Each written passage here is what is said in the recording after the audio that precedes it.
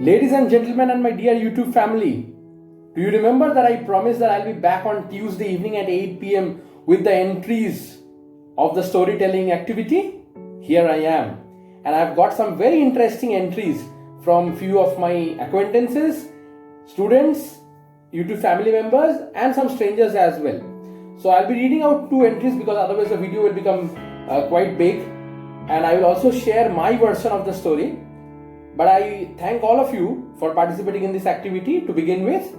Now I will start with an entry from one of my students. His name is Vikrant. He's a school kid from Bagalkot, which is in North Karnataka. This is how it goes. The crow will be finding the water. The crow works hard. It finds drops of water on the plants. In the morning there are some droplets of water on the plants which are called the morning dew. It drinks one drop from each plant and quenches its thirst and goes away. Small and sweet. Now I will move to another comment which I have received from a gentleman called Anirban who hails from Kolkata. Quite interesting. Going by the picture, we can see there is a white building and the crow did not notice the jar. It's scorching heat outside because of which the crow is thirsty. Hence it decides to fly to the building in search of some shade. It flew to the building and sat over an air cooler. Water was dripping out of the cooler and getting stagnant below, serving as a breeding ground for malaria. The water there was enough to serve the crow. From the next day, as long as the summer continued, the same crow, accompanied by many others, flew to the spot and drank that water.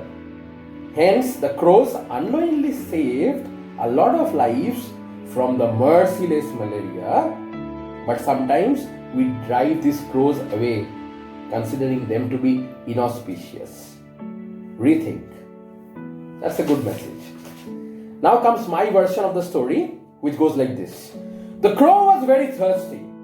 In an attempt to quench its thirst, it flew helter-skelter, but alas, there was no water to be found. Weary and tired, it perched on an electric wire in front of a tall building. That building was echoing with human voices. The front of the building had a digital signboard where numbers or numericals were streaming up and down. The crow was curious and started watching closely. Immediately thereafter, a middle-aged man stormed out of the building, apparently disgusted. He was looking at his cell phone and lifted his head up intermittently to look up at the digital signboard.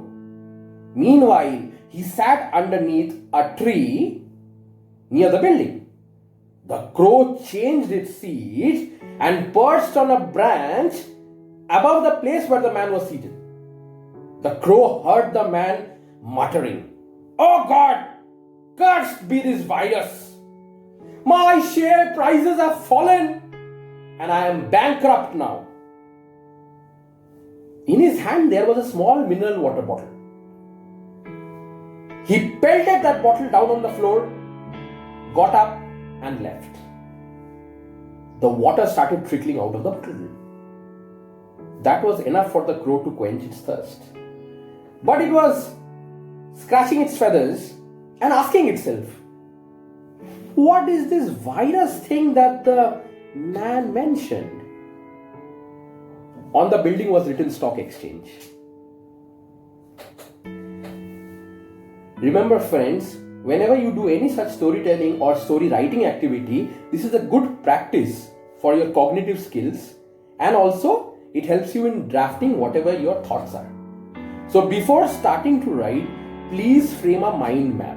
Okay? Mind map is like you can draw several aspects or the points on which you could later elaborate.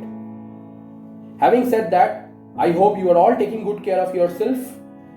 Bye. Thank you so much, and do subscribe to my channel and keep your views floating in. Thank you so much. God bless you.